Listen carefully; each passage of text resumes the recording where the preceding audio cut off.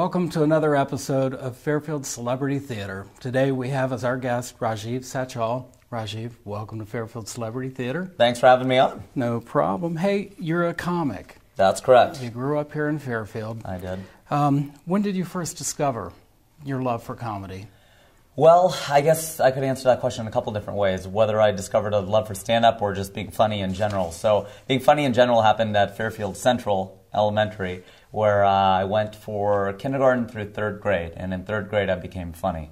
My friend Ryan Price and Willie Slowick and I used to hang around, and Ryan said, I was trying to make him laugh, and he said, "You're never going to make me laugh, you're never going to be funny," and one day I made him laugh. So that's when I was 9 years old is when that happened, and so That's when I became funny. I discovered stand-up way later. I didn't really even consume much stand-up until I really started doing it in earnest in 2002. Yeah. Mm-hmm. As we go through life unknowingly, there's choices we've made. Are there any of those choices that have kind of guided you into a life of comedy? Sure. I mean, I agree with that. I think that our life comes down to half a dozen decisions, is what they say. And a lot of it is fate, but I think there's some paths that you really do choose. And a lot of that I think your first really big decision is probably where you go to college and what you major in and all that. And that you can change it, which I did. But, I got a degree in engineering, and I worked at Procter & Gamble for years in marketing and in purchasing on the business side. I just started doing stand-up on the side. So I don't know that I made a conscious decision, but eventually when I left P&G and went to LA, I sort of fell into it a little bit more than I chose it. I feel like it sort of chose me. TV shows, anything like that you watched as a kid? A lot of that. I mean, I grew up on sitcoms. I was born in '76, and we watched all of them. I mean, you name a sitcom that was popular in the late '70s, early '80s, all the way through the '80s, even into the '90s. I watched pretty much all of them. Yeah. And so I was raised, I was definitely raised by my parents here in Fairfield, but I was very much raised by those TV dads and moms. Yeah.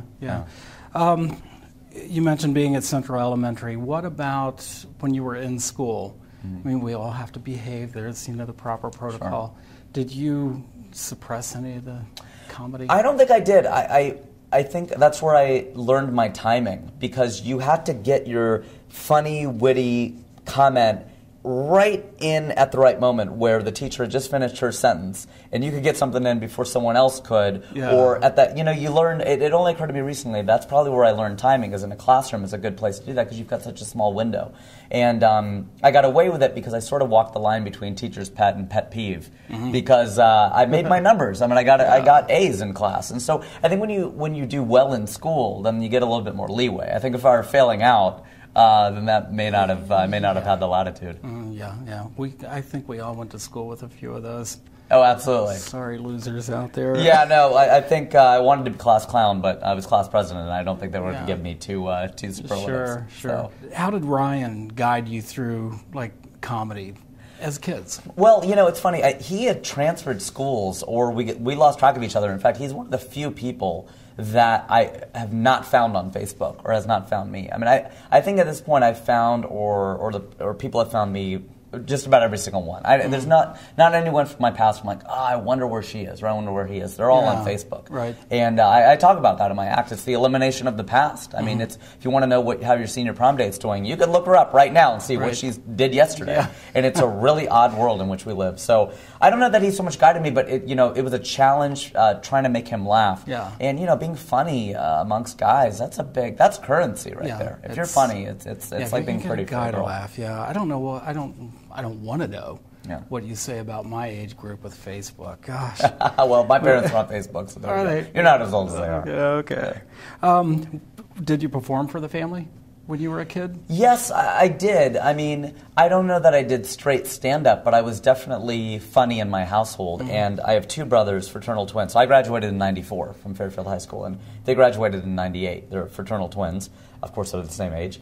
And we grew up in a really fun house. I mean, it was... we were always making comments. We watched a ton of movies, and we're doing a lot of movie quotes. We still do a lot of song quotes, a lot of that stuff. And ours was sort of the party house. A lot of our friends would come over and hang out there. And my parents have always been very progressive about that stuff, and just encouraged us to have friendships with a lot of people, and that was great. And I think that I was funny at home, I was funny in school. But I think my friends would call me on it when I wasn't. So they didn't let you get away with anything. No, friends will never let you do that. No, they won't. Well, what did your parents think when you said, I want to be a comic? They flipped out on the first day. I was working at Fiji Water in Los Angeles. I was the brand manager of that square bottled water, and I had only been working there for 12 weeks. And Fiji and I parted ways, and I meditated basically for a month out there in LA, and not anything formal or guided, but just sort of thought about what I wanted to do and who I was and where I wanted to go.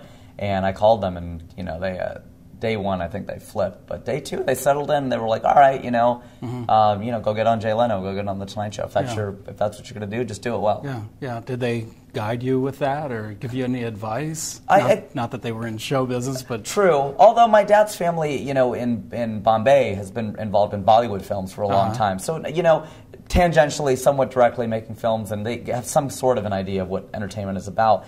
But no, I think the same advice applies everywhere. I mean, whether you're in engineering or politics or marketing or comedy or acting, you got to do the same things, and to be successful, I think it's still the same. Hollywood's a tough one to crack. It is. That's pretty gutsy to say. I'm out here in LA. I'm going to do this. And it is. Yeah. The first time on stage, what was that like?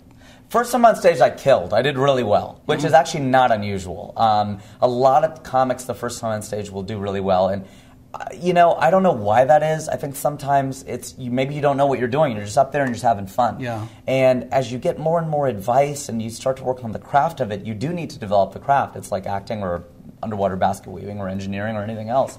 But underwater basket weaving, there you go. That's a popular field. And but you learn the craft, but I think sometimes when you're working on the craft, you lose the fun. Yeah. And your first time up, you can really have a great time. And I bombed the second through probably fifth times, and then I started getting good again. And Go Bananas Comedy Club in Montgomery, the very first time I ever performed, and they always joked with me. They're like, "When are you going to be as funny as you were the first time?" To this day, they always love to break my balls and say that. They're like, "When are you going to be as funny?" I mean, I'd like to believe that I really am, but that's how it went the first time. And I had about 50 or 60 people, a lot of them from Fairfield, come out and support me, and the room was packed. Yeah. It holds about 200 plus. I think that would be really difficult. To look out there and there's, mom and dad. It is. There's your friends. It is. It's harder when you know people in the crowd. Yeah. No doubt about it. You bomb in South Dakota, you're not going to see these people again. Right. What did they come to your first gig? South Dakotans? Your family. My family. My family did come to the first gig. No one from South Dakota, I don't think knew me yet. But they came, and I think my brothers were there, and it was. I only did it once in 1998. And that's way before I started. I started in 2002. So between 98 and 2002, I probably did stand-up like 5 times, 6 times. So I don't tell people I started in 98 because that's insulting to people who really did start doing it. Because some of my friends started then. They really went, all the way to the wall from 98. So started in 2002, but that was the very first time I ever got on stage. And the week before I was going to go up and Go Bananas, I had been volunteering at the tennis tournament in Mason for years. And I happened to do my stand-up act in the locker room for Pete Sampras, who was the number 1 tennis player in the world. Yeah. So that was, once you could do that, sure. Then the crowd didn't seem maybe as hard. Yeah. Maybe that's why I did well. Yeah, it seemed like he didn't doink you with any teness balls or anything. No, he didn't. I came out of there unscathed. Let's hit the kid. Yeah, absolutely. Yeah, it didn't raise too much of a racket. What about when you were in Fairfield High School? Were there any school programs that influenced you? Were you involved in any of the theatrical? It's funny, yes and no. 2 things I'm really surprised that I didn't do as a kid were really get involved in the theater, and the other was debate, like in college, because I loved to debate and I love politics and all that stuff. So it's kind of surprising that I didn't really do that. I became a speaker sort of, on my own. And when I was 15, I saw my first motivational speaker. It was at a leadership conference, and they chose one person from every high school, Hugh O'Brien Youth Leadership. And I was the guy chosen as a sophomore, and I saw a motivational speaker. And I was like, that's the job I want. And I've always thought that that's really what I thought that's what I would become, and I still kind of do. And I love doing stand-up, and I want to be a successful stand-up. I'm enjoying doing it, but I always felt like that would be a big part of what I do. But I was involved to the extent that my sophomore year, I played in the pit orchestra. The junior year, I was in backstage in the senior year. I was the only Indian farmer in the production of Oklahoma. Okay. So that was that, and I got to sing and do whatever on stage. And I was definitely bitten by the bug, and I was involved in a lot of the variety shows that you shot. I mean, I came in, I was, oh yeah, this is where I remember you from, and I know we've met even more recently than that. But and the arts program at Fairfield, the music programs were very good.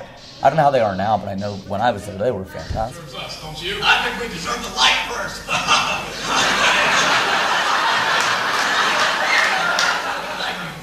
Well, I know who I am, but who are you? Sheraton, of course. Well, I'm Marriott. Well, how you doing? Who are you? Sheraton. Mom wanted to name me after my father, but he didn't think I should go through life being known as Howard Johnson.